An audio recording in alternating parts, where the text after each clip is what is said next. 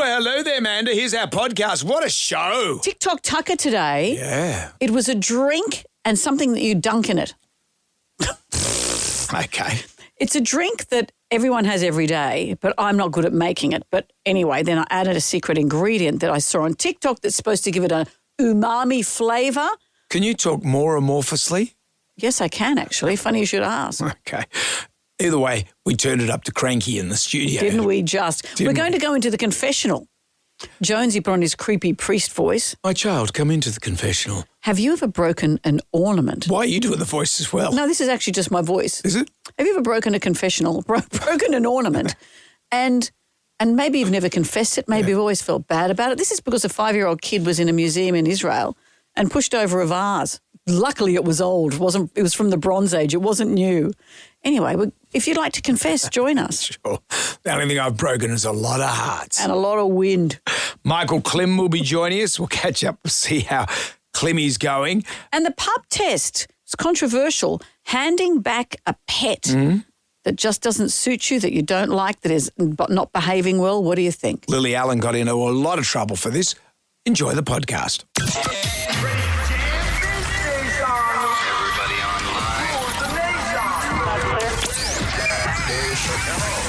Right now, by the miracle of recording, we had so many requests for them to do it again. Mistress Amanda. Miss Keller. Amanda. Doesn't work alone. Wow, this is fantastic. Her friend is in a back room making the tools of the trade. I've heard them describe him as a drunken idiot. Sorry, I've been drinking beer. The legendary pirate Jonesy and Amanda the actress. Hello, Wiggles. Congratulations, Mandy. We're on the radio right now.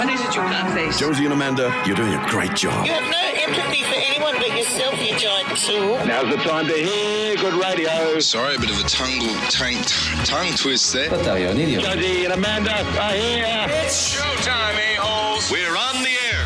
Top of the morning to you, Amanda.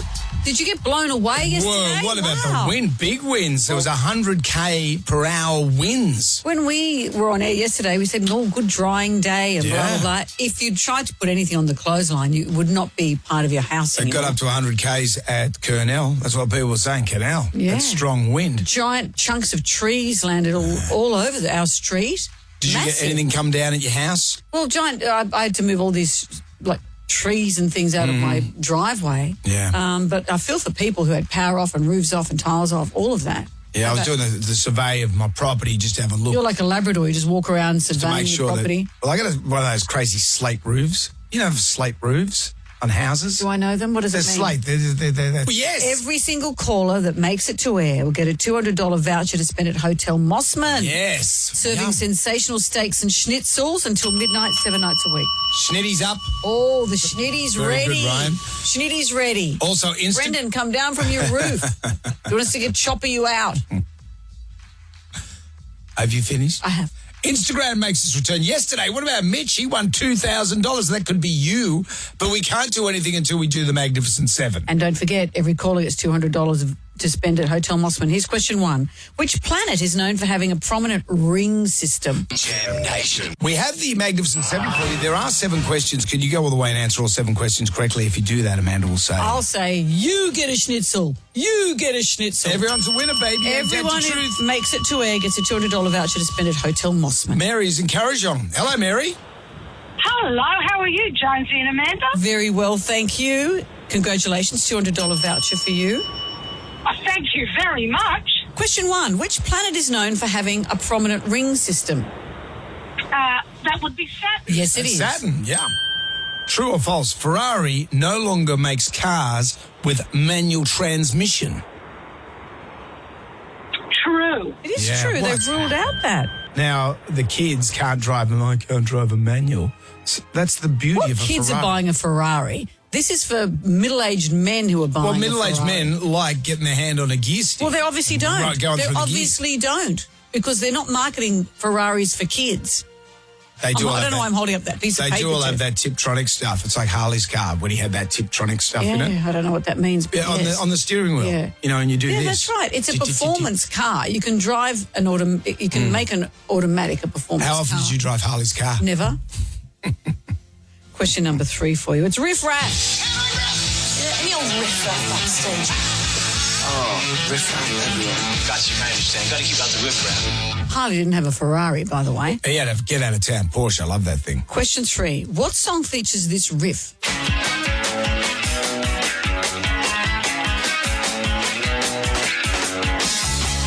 Great song. Yeah, I know the song, but do you think I can think what it's called? You gonged yourself out. You got your own buzzer, Mary. The cows walked in to answer. Craig is in Nara. Hello, Craig. Craig, how's the wind down south? Oh, it's windy down here. Today too? No, not today. All right, Craig. Thanks, Let's just Craig. move along. Just keep it calm, mate. What song has this? What Okay, song Craig. has this riff, Craig?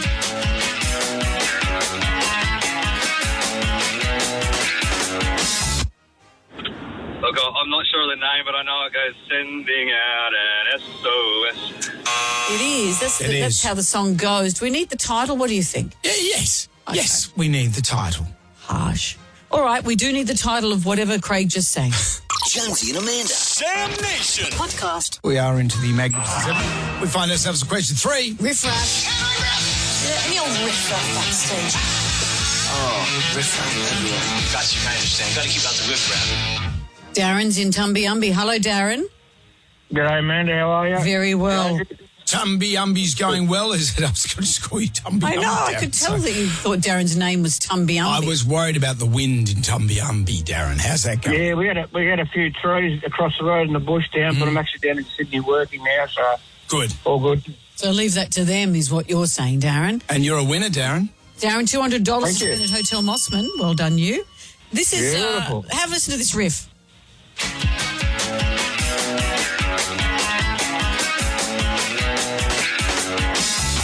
Great. What's the song?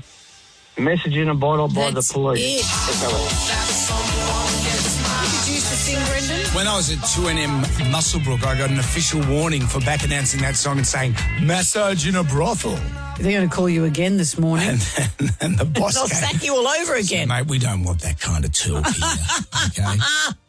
Imagine if he listened to today's radio. Imagine if he listened to Carl Jackie Arnold. That is probably the most benign thing he could say. Which Hollywood actor is famous for being photographed in public wearing a baggy T-shirt, basketball shorts, and black sunglasses? Degree of difficulty here, Darren. You could just spurt out a name if you wanted. No, we've got a multiple choice. But it is multiple choice. Okay. Is it? Do you want to spurt out a name just to? No, multiple choice, please. Okay. A, Adam Sandler. B, David Spade. Or C, Vince Vaughn. One of those guys. I'll go see Vince Bourne. No, it's not Vince Vaughn. Or Vince Bourne, as you like to call him. It's Vince Vaughn. Thanks, Tumby-Umby. Bronwyn's in Camden. Hello, Bronwyn. Good morning, how are you? Very Bronwyn, well. it'd be remiss of us not to get the wind report in Camden. How's everything? Oh, it's much calmer than yesterday. Yeah. Wasn't it? It felt like the place was just, my house was going to blow away. Yeah. It is a jumping castle. $200 for you for Hotel Mossman, Bronwyn. Which Hollywood Thank you. actor is famous for being photographed in public wearing a baggy T-shirt, basketball shorts and black sunglasses? Adam Sandler, David Spade. Adam Sandler. It is Adam Yep. Sandler. Dark Helmet, Pizza the Hut, Yogurt and Trooper are characters from which Mel Brooks parody? I'll give you a clue. It's a parody of Star Wars. Do you remember what it was very called? funny. Oh, I can see it, but I don't. Oh, sorry. Paul's in Fairlight. Hi, Paul. Hi. Would have been windy in Fairlight. Oh, come on. Oh, yeah, It was windy everywhere. Yeah, okay, but Paul might have been in a haven of no wind. Paul, was that true? Yeah, it was pretty windy. There you go. Glad I mined further on that one. $200 voucher for you to Hotel Mossman. And Paul, which parody of Star Wars? What's the name of the movie, the Mel Brooks movie that had Dark Helmet, Pizza the Hut, Yogurt and Trooper? The Spaceballs. Yeah. Spaceballs. Who is Australia's head of state, Paul? The Governor General. No. No. Oh, the Queen. No. Both wrong. Courtney is in Cambridge Gardens. Ask Brendan. Courtney, how was the wind situation in Cambridge Gardens? It was okay. Okay. Yeah. I love our chats, I Brendan. think Courtney should do the weather. Courtney, you're getting $200 to spend at Hotel Mossman. Well done. And the question is, who is Australia's head of state? Is it King Charles III? It's King Charles III. It's Very not good, the Governor Courtney. General or the Queen. Who are the Cowboys playing tonight, Courtney? Oh, no. The Storm? Yes, they are. Look at you, Courtney. They are The playing Storm? The Storm. Well, Yes, they are. congratulations to you, Courtney. Not only are you a winner, you're a double winner. You've got a double pass to see Jessica Mauboy at a Night at the Barracks live concerts in Manly this spring. A family pass to Featherdale Sydney Wildlife Park. Huge savings on Animal Encounter for 2 gift cards at Featherdale Sydney Wildlife Park, by the way. And Jonesy and Amanda Coach choose for you to colour in some Staedtler pencils. Courtney, anything you'd like to add? No, just thank you. That's it. Courtney, you're welcome. Good on you, Courtney. And Brendan, if I remember correctly, last week TikTok Tucker was very feisty. You made us all cry. This week... And what's wrong with you snowflakes? If there's anything I hate more than the word woke, it's snowflake. What will we have in store for you this week? We're doing it this half hour. Jonesy and Amanda. Sam Nation. Podcast. Coffee? Coffee. I need coffee. Extra strong. All I have is tequila and coffee liqueur. Make it a double. Thumbing through the Jalmanac, our big book of musical facts. Oh, here's one for the ages on this day in 1999. What a great year, by the way, 1999 Why, was. what happened? It was just... We go to party like it's 1999? It was a great year. Remember the Millennium Virus? Y2K. The Millennium Bug. We're all worried about that. That The was our Y2K biggest, bug. That was our biggest concern. But 1999 in the city was just a great time. Heading up to the Olympics. You remember that? The weather was really nice. Heading up to a big New Year's Eve. Also, Lou Bega couldn't walk the streets of 1999 because he had his hit Mambo No. 5. Here's a fun fact in light of the recent Democratic National Convention in the US. Bill Clinton's party was having a tilt for re-election around that time. He came out, he finished up just before September 11, didn't he? Yeah. Yeah. So it was around that time of the new, whoever was going to take over from So Bill. Al Gore was going to take over. Al Gore was going to be the guy. He was going to be the guy, and it came down to about 50 votes in Florida. And it was George Bush Jr. Yep. that took over the job. But Bill particularly liked the song Mambo No. 5, and a lot of people said, well, Bill, here's the thing. I don't think you can use that Why song. not? Because of the lyric, a little bit of Monica in my life. You know. Yeah, a little bit of Monica in my life. A little bit of Monica. There was a lot of Monica in his life. That was quite the mouthful. And so's the song. Why don't we put it on? Shall we, Brenda? Let's go back to 1999. If I could put a year in amber, it'd be 1999. So Amber now. First Monica, now Amber? That was Amber Down the Snow in 1987. Actually, that's another thing I'd like to put in amber. Can we just play the song? Let's get Mambo No. 5. Please, thank you. Ladies and gentlemen, Jam Nation. You hungry? Starving. It ain't what you do, it's the way that you do it. Ever fancied a mouldy, bacteria-infested slab of meat? Not a bad duck enough. Just fall off the bone. That's what gets results. Don't eat too much, though. Tends to give you diarrhea. TikTok Tucker, we make food from TikTok and we eat it. Yeah, last week's was a surprise success. It was the no mix pie. Remember, we had a pie crust and that had cracked and we still forged on with raspberry mineral water or fizzy drink in it, and then butter, slabs of butter and sugar. It was delicious. Because usually you crack it in the studio, but today Let's see if you put in can more appliances than Bing Lee. Well, I'm not a coffee drinker, as you know. I'm a tea drinker. I'm not a coffee punce. Lots of people are. And I don't know even if I can make this, but it's a coffee with a little interesting ingredient that could be great or could be terrible. It's a Vegemite coffee. Coffee Mite, it's called a Coffee Mite latte. So I have to start by making the coffee. And this is the bit everyone else goes, well, I don't even know if I can do this. I think I put the pod in the top here. Yep.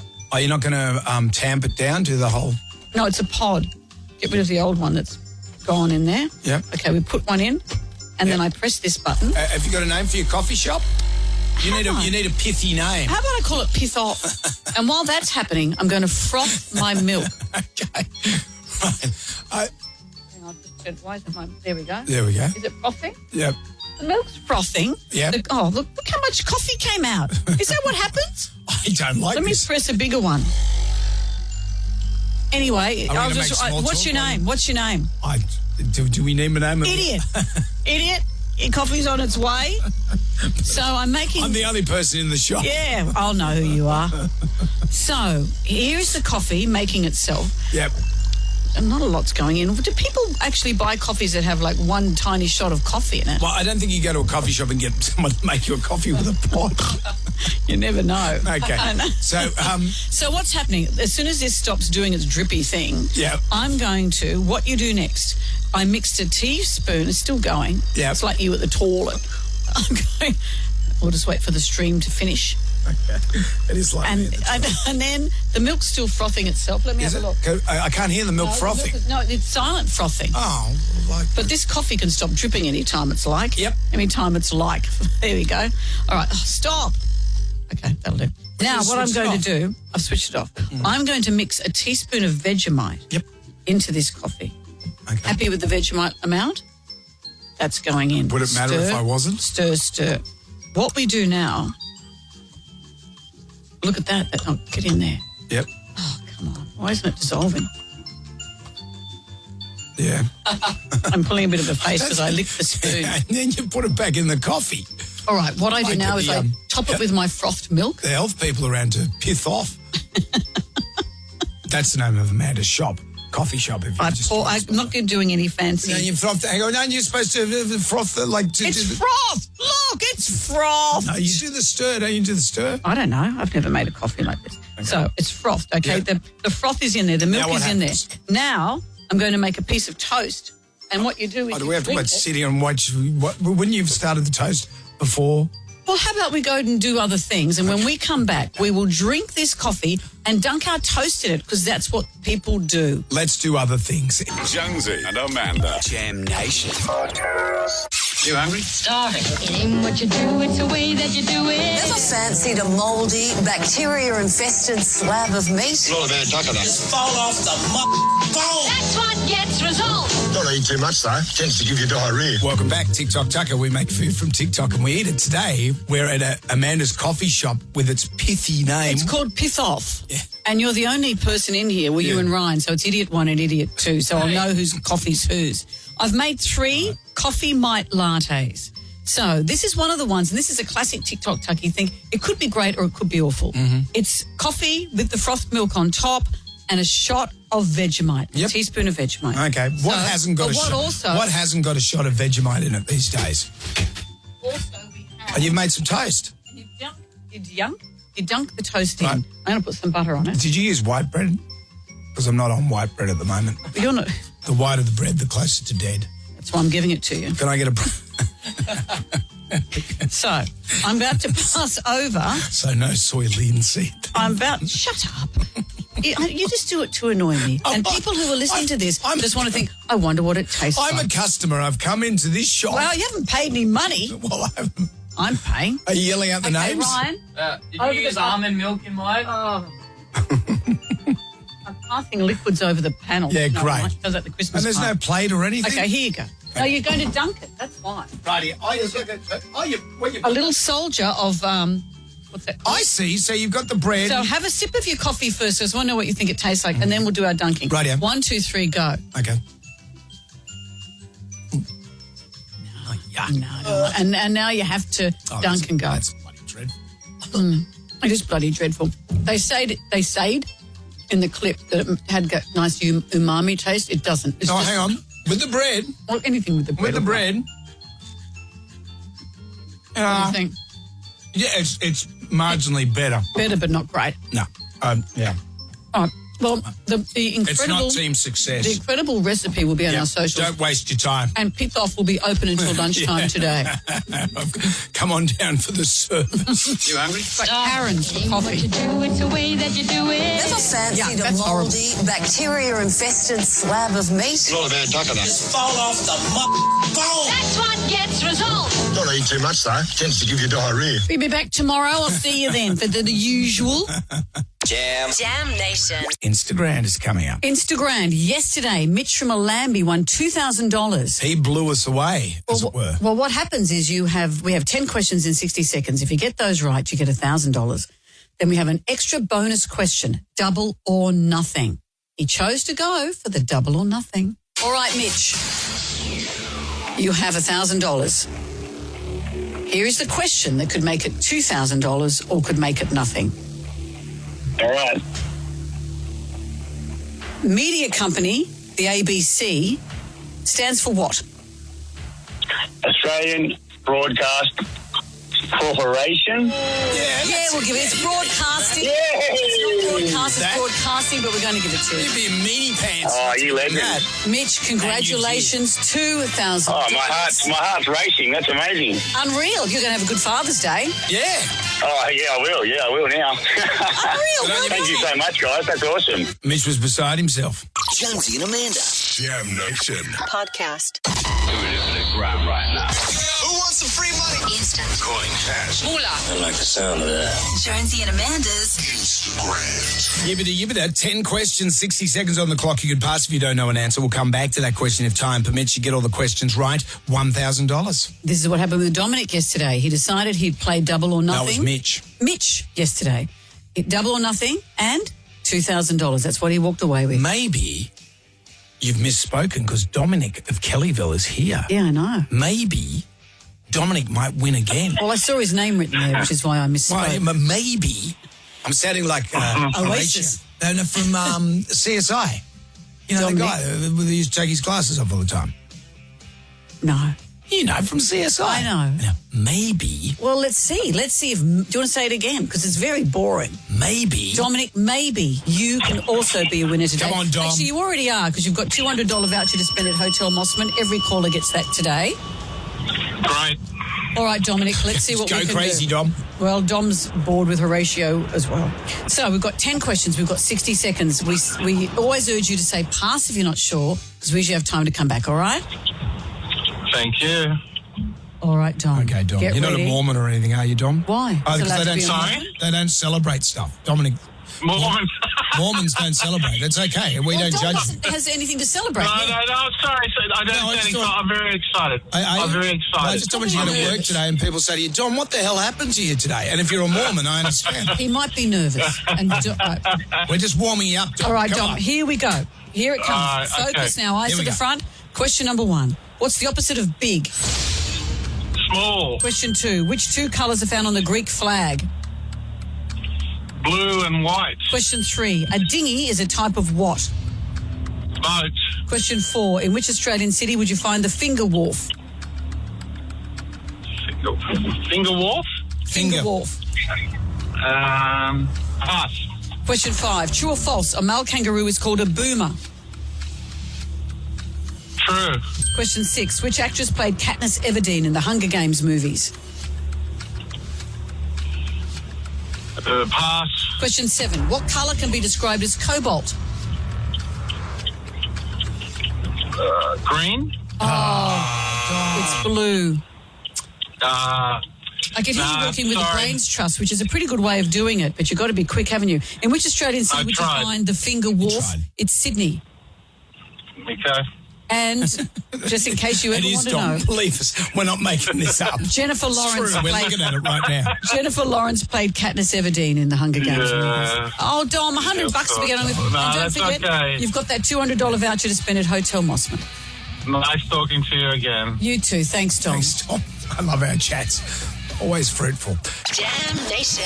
Oh, this is every parent's nightmare. Taking a child to a museum. And this particular museum in Haifa in Israel doesn't have any glass in front of the exhibits because they think there's a, quote, special charm in showcasing archaeological finds, quote, without obstructions. Ooh. So here's this 5-year-old boy. He sees a jar and he thinks, what's inside that? So he touches the jar smashes. It's 3,500 years old. The artifact dates back to the Bronze Age, between 2,200 and 1,500 BC. It's not the Bronze Age, is it? Anyway, yes. Anyway, it was really old. It's old. Lucky he didn't break something new. So he's smashed it. Mum's Ladro. He smashed it.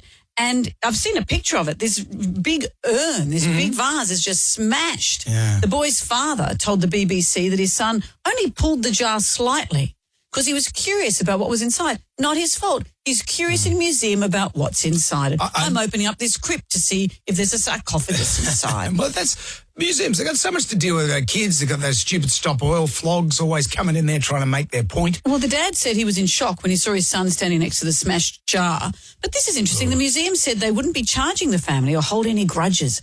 They said he's been invited back to the exhibition for a special organised tour. Talk about rewarding brat behaviour. What the hell? What the hell? What the hell? You know, kids, when you're a kid, you've probably done stuff like this. My mum had these beautiful, we didn't come from a punsy family at all, but the one fancy thing you know what we should do before I just tell it. Remember I used to do the bad parent confessional? You'd be the creepy priest? No, excuse me. You always were a bit I'd weird. be someone that would provide succour to the, I'll just get my organ. Do you want to be out. the priest? Yeah. Hello. Shall I be doing my confession to you? Yes, come in, my child. How are you? Well, Take off your coat. I'd like to confess. Would you like a cup of tea? Father, yes, please, I would actually. 2 lumps. Oh, come on. Don't say it. So soon.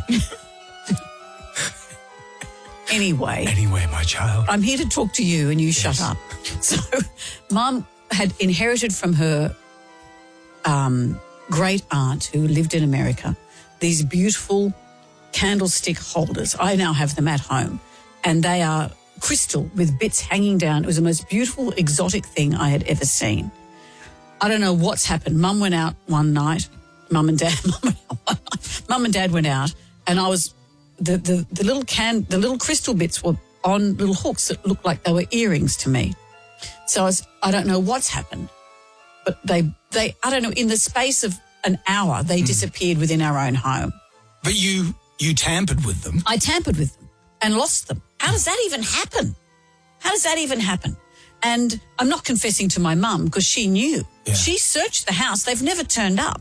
So she had some remade in cheap kind of plastic, different sizes.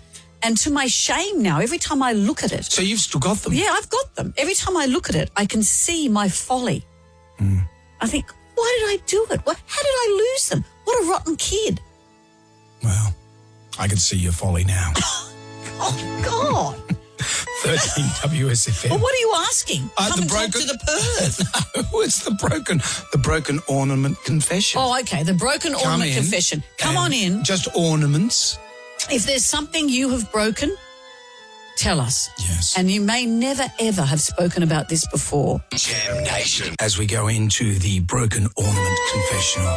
Come on in. I don't know if the young boy, the 5-year-old who broke a Bronze Age artefact at a museum in Israel is going to enter the confessional. But we're encouraging you to do just that. Is there something you've broken, maybe you've never told anybody, but you'd like to get it off your chest? Now's the time. Now's the time. And I'll say this, super glue is not as super as a glue as it should be. Really? Yeah. It never sticks properly. That's the problem because dumb kids sniff it.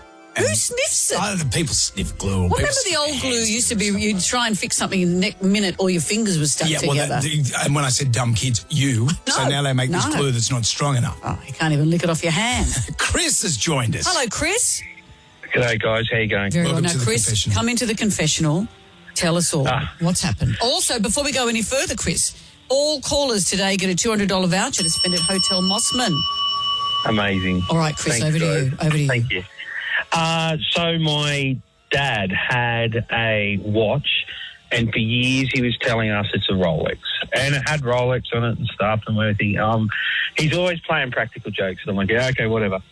Anyway, he ended up giving that watch to my son when he was younger. I think he was about 6 or 7 years old. And I said to him, oh, you better look after that, mate, you know. And my son was, confident. It's like, no. Granddad told me this is real. This is a real Rolex. I'm like, yeah, it's a real Rolex. Okay. Anyway, a couple of years later, we went to an antique roadshow thing, which was local, and I had a couple of little things that I took there, and they said, yeah, it's worth $100, it's worth $50, blah, blah, blah. My son was there wearing the watch, and the guy said, oh, that's interesting. Can I look at that? And I went, oh, yeah, that's his toy watch. And he said, no, can I have a look at it? And he goes, oh, wow. How long have you had this for? Blah, blah. And I'm like, oh, what is it? And I'd looked it up and nothing had sort of really come up. I've gone, what do you think? And he's gone, he's had a look at it, he spoke to his friend, blah, blah, blah, and he's come back, he's gone, yeah, probably just under $80,000 was working. What? Yeah. And it was actually, he'd taken it in the bath with him, and it had stopped working, but I think it was working at one point. But, so now my son has got an $80,000 watch, and that's his watch, apparently. I've got to try and get it fixed because it's not working, but it's a genuine Rolex watch. And the whole time I just thought, you're full of crap, Dad, because he's always playing practical jokes. So you thought he was joking about the watch? And my son's like, he told me it's real. Like, he's so adamant that it's real. And he was right. It was real. But you don't let him wear it in the bath anymore? No. But it is still his watch, and he doesn't know what he wants to do with the money. So, yeah. See, it's interesting with these things when people find out. Why don't you get him a Fitbit? When people find out they've got something really valuable, they don't necessarily sell it, knowing that it's worth that. You'd still keep it, I think. Jonesy and Amanda. Sam Nation Podcast. How the hell do you work this thing? All you got to do is press a button and bang. There we go. You're pressing the wrong button. The tribal drum is beating as we go into the broken ornament confession. I've got my organ, but it's not broken. No. It works very well. We're the Broken Ornament Confessional. A 5-year-old boy in Israel has gone into a museum that prides itself on not putting things behind glass. Well, Succo, this is Fools. Something from the Bronze Age is smashed all over the ground. Because you got to be careful with that stuff. Do you remember the Yellow Pages ad all those years ago? The kid with the basketball. Ladro. And the Ladro, and he's playing the basketball. His mum's out. And I got it here. He breaks it. He goes, oh, no, I'm in trouble. Well, it's a pink lady, and she hasn't got any clothes on, and she's sort of leaning back on the pole. Yes, she hasn't got any clothes on. She's leaning back on this pole, which is the lamp. And she had all these drapes coming down, and he's ringing around. Then he gets it. His mum comes home, walks in, and she knocks it off the shelf. And then he That's comes what Ladro deserves, let's face it. Who has Ladro? Well, come on into our Broken Ornament Confessional. Hello, Kylie. Oh, hi, Jonesy and Amanda. How are you guys? Very well. Just before we get started, you get a $200 voucher to the Mossman Hotel. Well done. Oh, thank you so much. That's lovely. Well, I'll go back. I'm 11 years old, and my older sister is getting married, and it's her greatest day of her life. And the day before her wedding, I go with her to pick up her wedding cake to drop off at Oatland's house. And she goes inside with Mum to have a look at where she needs to drop this huge big box off. And I get out of the car, and the boot's open with the cake in the back, and I decide to open the box. And the beautiful ornate icing all over it that's like a mesh that cost them a fortune, I decided to touch with my finger and broke the whole. It was like a snowball effect of this icing breaking on the whole top of the cake. So I quickly shut the box. And when she came out, she took it inside, and the chef inside opened it to have a look with her, and she was livid because she thought that going around the corner, she'd broken her wedding cake. Have you ever confessed to her, Kylie? I did mention to her in a sneakily way years later, we're now 52 and 60, that I may have contributed, but never really said exactly what I did. Not the full confession. And is she absolved, Father? She is absolved, Kylie. Feel free. Well done, Kylie. Carry on about Thank you. Nicola's with us as well. Hello, Nicola. It's hard to do both voices. Hi, good morning. Love your show. Thank you. Nicola. You get a $200 voucher as well. And now over to you into the confessional. Oh, thank you. Years ago, I had a lovely family piece of Royal Dalton, a figurine, which I thought I wanted to get some cash for. I had young children, Anyway, so the second-hand place offered me $300 for it, and I said, can I think about it overnight? They said, sure, no problem, see you tomorrow. I took it home, and getting out of the car, I dropped it and smashed it. No! How long had you had it? Oh, ages in the family. Yes. It was my mum. Oh. And it all comes down devastated. to you. Yeah. Of course. And it was all my fault. And it's all you, Nicola, there's no one to blame but yourself. I know, just the day you decide to get it evaluated and think maybe you'll sell it, of course that's the day you're going to smash But it. on the other hand, don't be so hard on yourself. Oh, Nicola, what a story. Thank you. Enjoy a schnitzel and a steak on us. Teresa is with us. Hello, Teresa. Hello, nice to talk to you today. Hello, tell us, come into the confessional. I was very young, around 9 at the time, and I'm now 54, so obviously that's a while ago. I was staying at a family friend's house because my mum had to go in hospital, and she put us to work, my sisters and I, and no free rides for us. And one of the things she asked me to do was to clean the floor. And we had hardwood floors, never used a carpet sweeper before. But she's asked me to use this carpet sweeper to sweep the lounge room floor. Well, as I'm sweeping away, I'm trying to pick up this one little match that would not pick up, and I'm getting closer and closer and closer. And these two blue boys, the antique blue boys that she had, which I had no idea what they were or what they were valued at, I was getting closer to one of those, and instead of just bending down and picking up this stupid match, I got close to and I smashed into the blue boy with it. And the whole thing crumbled, and it was only afterward I found out that they were antique and that they were very expensive. I have no idea. She wouldn't tell me how much they were worth, but now she only has one blue boy. The other one was irredeemable, and she just kept on saying, "Why would you do that?" And I said, "I don't know. I don't know." You were just a kid. I was just a kid. But in those days, what was with parents putting all these fragile things around the house? And then, yeah, I know, you're quite right. You're asking for trouble, aren't you? Yeah. These days, the sedentary life that the kids have, they're not going to break anything in your house. You are saying, get out, run around and break my things. Thank you, Teresa. And thank you for all your calls. Jonesy and Amanda. Jam Nation Podcast.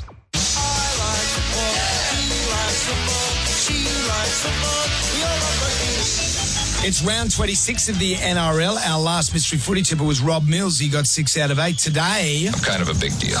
They have competed in 3 Paralympic Games. They have won 13 medals across their sprinting career, including 6 being gold. Pretty good. He is the Paralympic expert that is covering every inch of the Games this year. It's the one, the only, Heath Francis. Australia's Heath Francis is the reigning world champion in the 100, 200 and 400 metres for arm amputees. Cleanly away, and Francis burst out well. What a start from Heath Francis as he goes down the back straight for the first time. Francis comes into the home straight. He's surging for the line. He comes through and wins gold. 2 golds and 2 world records to Heath Francis. He has blitzed the world. Here he is. The world. Hello, Heath Francis. How are you? I'm well, thanks, Amanda. How are you? I'm very well. I know you're not competing, obviously. They're kicking off today, but you are commentating on Stan Sport. But do you get some butterflies? I'm just watching the opening ceremony this morning. The butterflies were out again. It is just sensational. Every 4 years, I just always get so excited. I've now been retired for more games than I was actually competing in, but it's still so exciting every time a Paralympics comes around. But when you were running, a lot of people would say, "Oh, you're only missing an arm. How hard is that?" But missing an arm just takes away all that counterweight that you had in your body. Isn't that true? Absolutely, absolutely. So, yeah, if you're sort of wondering how much your arms are important when sprinting, especially, then try going out and run and keeping your arms by your side when you try to run, and you'll see how hard it is to actually really start to generate any speed there. So, yeah, absolutely, arms are incredibly important when running as well. What happened to your arm, Heath?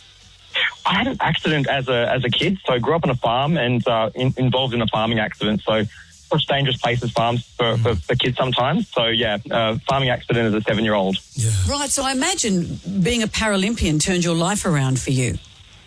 Look, the whole Paralympic movement was just incredible for me. I was incredibly self-conscious about my disability growing up and just being around such an amazing group of people. It was just a really amazing experience for me. So I'm so grateful for that. That I was involved from about the age of 16, so I was very fortunate to get selected in a team when I was 16. And probably more important even than the sport was just the impact that had on me psychologically and emotionally, to be able to sort of be comfortable in my own skin, which was really amazing. And I put that totally down to just being around amazing Paralympic athletes. Wow. Well, let's see how good you go as a footy tipper. Yeah. You've got the Cowboys versus the Storm tonight, playing at Queensland Country Bank Stadium.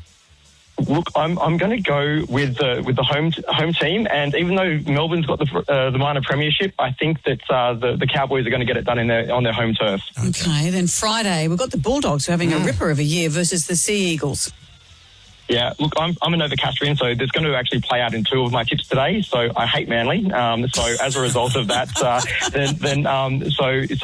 the Bulldogs, and that was pretty easy, that one. Okay, Panthers Rabbitohs.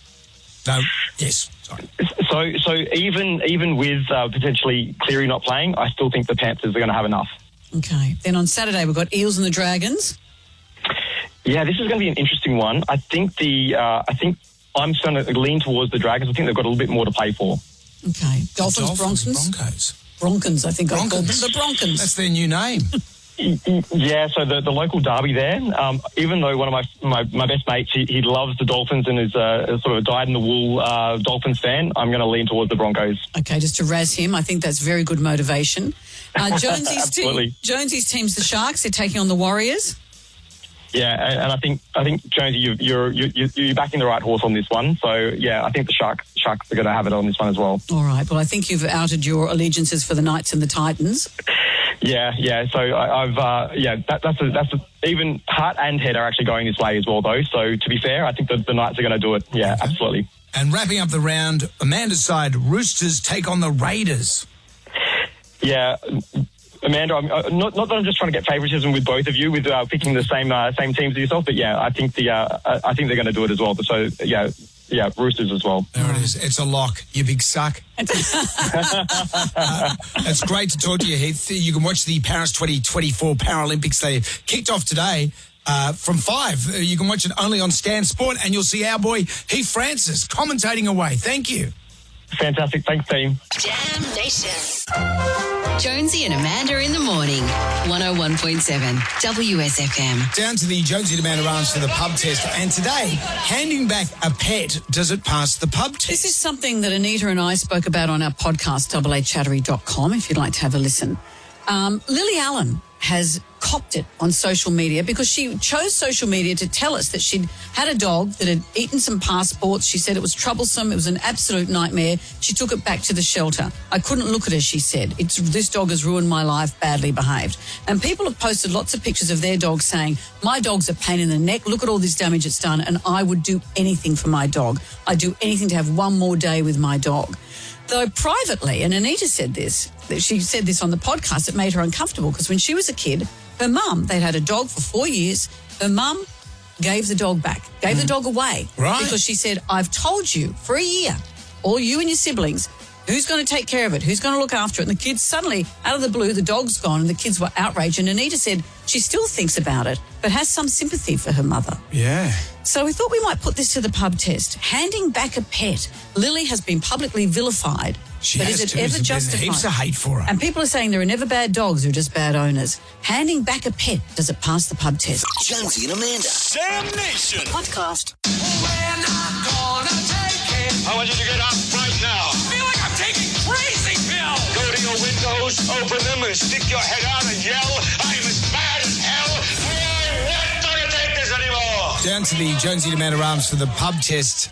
Lily Allen is facing some serious backlash online after revealing the reason she decided to return a dog she adopted during the COVID-19 pandemic to a shelter. Yeah, so this is what Anita and I are talking about this week on the AA Chattery podcast. You dropped today. AAChattery.com.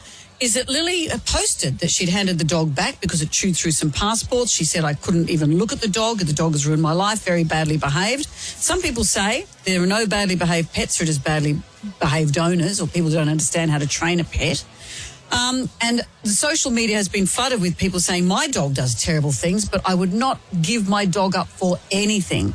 And yet, maybe it's okay sometimes to hand a dog back. So the tribal drum is beating for handing back a pet. Does it pass the pub test? No, you never give it. If you take a pet on, you take it on as if it's your own kid. Yes, it does, because we got a dog from a shelter and it was nice when we first got it, but then it decided to own my mother and attacked us, so we had to take it back. You can't hand your pets back. They're like part of the family. I bought a cat from the RSPCA. Like within a week of me getting her, attacked me and ripped my hand to pieces, so I had to take her back. No, it doesn't pass the pub test. They should have invested in training the dog. It wasn't the dog's fault. Absolutely not. It's like handing back a child. You've made the choice when it comes to the pet. As Amanda said, there's never a poorly behaved pet. It's always a poorly behaved owner, and they can train the pet better. My son's got autism, and we got a dog for him to try and calm him down, and the dog was absolutely crackers. So, yes, it does pass the pub test. If the dog doesn't fit, give it back if it's not right for you. No, I think that pet should not be given back. Once you take a pet, that's your pet for life. You know, this is a really hard one because obviously they can't deal with the pet anymore, so perhaps it is better to rehome them so that they can get a chance to be loved the way that they should be loved. Ooh, many mixed opinions there. Yeah, interesting, isn't it? Thank you for all your calls. Jam Nation. Michael Klim is one of Australia's most celebrated athletes, but his story extends further than the pool. His new biography dives into the story of the man behind the medals. We're thrilled to welcome him to the show. Hi, Michael. Good morning, guys. Thank you for having me. Pleasure. Great to have you on. I didn't even realise that you had your health struggles going on. I just feel that, how are you going? Is everything okay? Well, look, it's been nearly 5 years since I sort of noticed that there was something seriously wrong, and my diagnosis, it's been a bit over 4 years. So I'm getting used to living kind of with the new norm, which is, it's a big change because physically there is a lot of things that I can't do anymore. I've got, restricted movement, mobility, a lot of, due to CIDP, which is a chronic inflammatory demyelinating polyneuropathy, a mouthful in the morning, but it's basically where your extremities have an issue with the nerve signals being sent to those parts of your body, and the myelin sheath around your nerves gets to frays a little bit, so that affects your functionality, your sensation, muscle wastage, and so physically I'm not the same, but mentally I'm much better, having come to terms with it, because it's been a big change for everybody, not just myself. Oh, I bet. And for someone who's been such an athlete, when your body changes, that must be very hard. So many swimmers after their swimming careers have said the mental struggle that they had, because it's such a solitary experience. Did you struggle like that too? Look, I struggled in a sense that I wanted to keep swimming, and I mentally felt that I was always super devoted, and I talk about it in the book where I didn't know where this kind of this drive came from. It was mainly instilled from my parents. They sort of really set great sort of examples for us in terms of giving us the best opportunity. So I always had this really strong drive, and for me it was actually the opposite. I was quite resentful with my body failing me while I still wanted to swim, and I was fortunate enough to have great support network when I retired, and I had started a business very soon after that, so I had interest, and I was already kind of changing that identity. But you see that with a lot of athletes, they don't actually develop a new set of skills for life after sport, or they don't have planned for that transition, it can be really daunting. I mean, it took me ages to realise how to post a letter. I mean, now we don't really post letters anymore anyway, but it's sort of, it was just simple tasks like that, or so getting your tax returns in. And you'd missed out on a whole lot of life skills, had you? Absolutely. I mean, that's, living at the Institute of Sport, I guess it's spoon-fed life in general, so I think it's something that being a pro athlete, and it's very much, it's a different kind of existence where you've got so many people in different fields of life working for you to, achieve a really high level of performance. And I think in as we all know, in everyday life, you've got responsibilities, family, you've got to, you've got to provide. There's all these some variables that athletes aren't always ready for. And you're living in Bali these days. How's care for you over there? It is great for me because I've been there for 12 years, and it does a few little sort of creature comforts that are quite a little bit expensive in Australia. I can sort of afford that over there. So in terms of housekeepers and, even sometimes having people cook for us, or just being able, and mainly the climate, is just waking up with my aching joints and legs, and it's nice to have just that warm weather pretty much all year round. But I've been there for 12 years, so I'm very familiar with the island, and it sort of suits me quite well that I can come back to Australia and still do my lifeblood responsibilities and other sort of obviously opportunities that come along. But Bali's and it's a really special place. I know it's changing, but I think it has that sort of that ability to really relax you, and you fall into Bali time. And for me, I've realised over the last few years that being present with family and even not taking on too much, and that was the main reason why I think I got sick. I was really burning the candle at both ends, doing 25 return trips every year and running, doing appearances, running a business, and then trying to train really hard and then trying to parent and et cetera. So I think it was a really hard lesson to realise that our health is still pretty fragile, even though we think we might be invincible. And unfortunately, I had to learn the hard way. But all good. Well, Clemmy, it's great to talk to you. It's great to hear that you're doing well. Your biography is fantastic. It's available at all good bookstores right now. Michael Clem, thank you for joining us. Thank you, guys. I'm a big fan, Jonesy, Amanda. So lovely to chat to you guys this morning. You too, Michael. Thank you. Does that mean we're going to get 2 Bintang singlets coming our way? Yeah, absolutely. Maybe a little temporary tattoo as well. I'll get that for you. We'll swap you a Jonesy and Amanda tea towel for one, mate. Beautiful. Good on you, Clemmy. Thank you for joining us. Thanks, guys. Jonesy and Amanda. Jam Nation. Get up, lazybones. It's way too early for this, guys. No rest for the wicked. In the sex game, do you think cost of living would have hit for the whole sex worker game? Cost of living, so it'd be Because like... he lives? Would it be kind of like, well, you can only afford for me to take my cardigan off? That's it. Like playing strip poker. No more.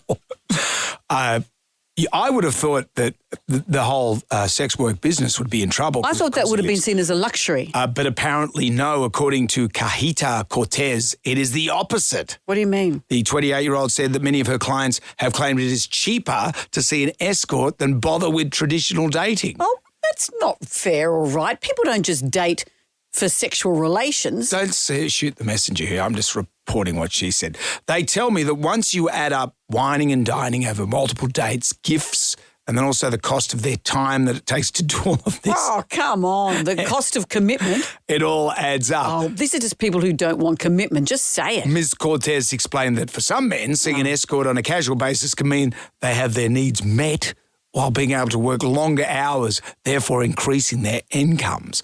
Men these days are all about working smarter, not harder. Relationships are hard work. Whereas for less hassle and less money, you can get all the same things you get out of a relationship with a sex worker. Is this what she's saying, or is this what you're saying? No, it's her. Just without all that commitment junk. You know what's interesting is that I was reading somewhere that a sex worker said that 80% of her clients don't want sex. They just want company. And actually one of the girls that we work with here said that she's got a male friend who's sort of not very comfortable, he's doesn't find the dating world easy. Yeah. And he paid a sex worker just to spoon with him. No, really? Yeah.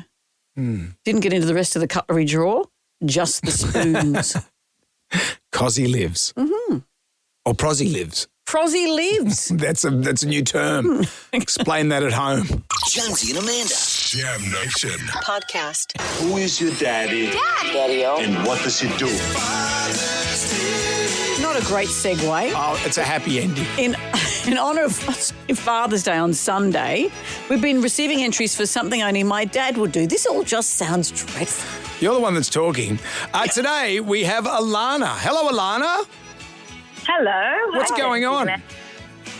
Oh, it's a beautiful day, so going to go down to the beach. Oh, beautiful. Nice. How very nice. Well, tell us about your dad. Apparently he has an interesting way of fixing pools. What happens?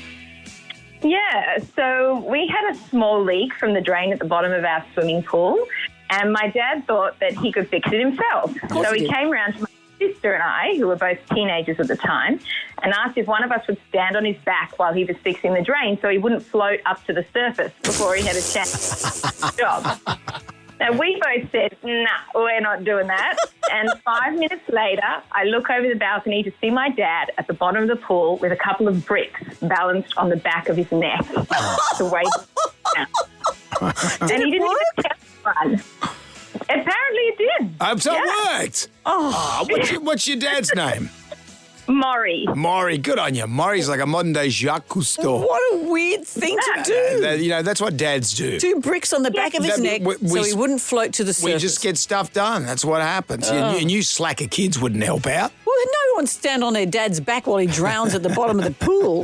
Alana, congratulations. You have won a $1,000 Bingley gift voucher in honour of your dad. Good on you. Oh, thank you so much. That's great news. You could buy Thank two new great bricks with that. Happy Father's Day to Maury as well. Pass that on to him. Good on you, Alana. Thanks a lot, guys. It's Thanks. nearly Father's Day and Bingley has a great range of gift ideas for every dad. Shop in-store or online. Bingley, better living every day. We'll do it again tomorrow. Jam Nation. Everybody shout! Come on now, sing out! It's time for the Ghoulies get together. $20,000. That's what you will win if you're our Ghoulie of the Year. What have we got? Yes. What gets my loogies is unexpected item in bagging area. Gets his loobies? Loogies? Can I hear it again? What gets my loogies is unexpected item in bagging area. Gets my ghoulies since 2003. So loogie something in your nose. What else have we got? Hey, Jonesy and Amanda. What gets my ghoulies is when you are walking through a possibly very crowded shopping centre with a pair of jeans on and you feel something on the inside of your leg and you pull them out and you discover they're your undies from the day before, making a little cameo appearance in front of everyone. That gets my ghoulies. Static. A friend of mine went to a party with a friend of hers and this other friend walked in wearing a cashmere top and a pair of undies was stuck to the back. So many friends with that. Where were you in all of this? This had happened to my friend when she was younger, and her friend went to this party with undies stuck to her back with static. So she'd pick the jumper off the floor, put it on, it's a pair of yesterday's undies attached. Like a bat. Yeah. You know, in Indiana Jones, something just stuck on the back. Terrible. Out with the bad, in with the good. If you dipped out, doesn't matter. You can always contact us for Gets My Ghoulies on the iHeartRadio app. It's 5 to 9. Our favourite caller, email, or Facebook friend wins a dinner to the value of $300 at Al Asil. Yum. Al Asil. 2 words, ALASEEL, if you want to look them up. Authentic Lebanese cuisine. You're doing the 2GB thing. They spell I just out think everything. they give us this great prize, and I think we should let it's people know great. how to get there. No matter what you say about our seal, it's fantastic. I wish you'd say something about them. I love them. You get that Jonesy and Amanda tea towel and key ring as well. Well, look, a 5-year-old went to a museum in Israel, smashed a 3,500-year-old vase. Not on purpose. He's just not one of those little douchebag kids. No, but he was playing with it, and this happened. So the tribal drum, we went into the Jonesy and Amanda confessional. Come into the confessional. The broken ornament confessional. And here's Nicola from Lane Cove.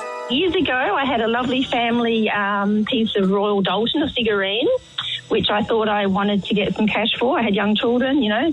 Anyway, so the second-hand place offered me $300 for it, and I said, can I think about it overnight? They said, sure, no problem, see you tomorrow. I took it home, and getting out of the car, I dropped it and smashed it. Oh. Now, who buys Ladro, though? Like, who goes to Chess the Musical and who buys Ladro? You'd be surprised who buys Ladro.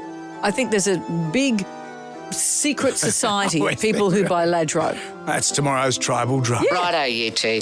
That's enough. Bill Weaver's next. You can win your way out of winter by going to the Cook Islands, a trip for two. We're giving it away on our show tomorrow morning. We'll be back from 6 tonight for Jam Nation. See you then. Good day to you. Well, thank God that's over. Goodbye.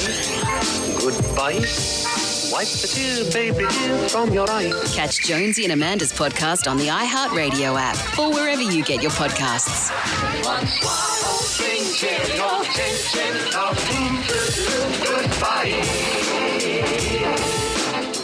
Jonesy and Amanda. Podcast. Catch up on what you've missed on the free iHeartRadio app.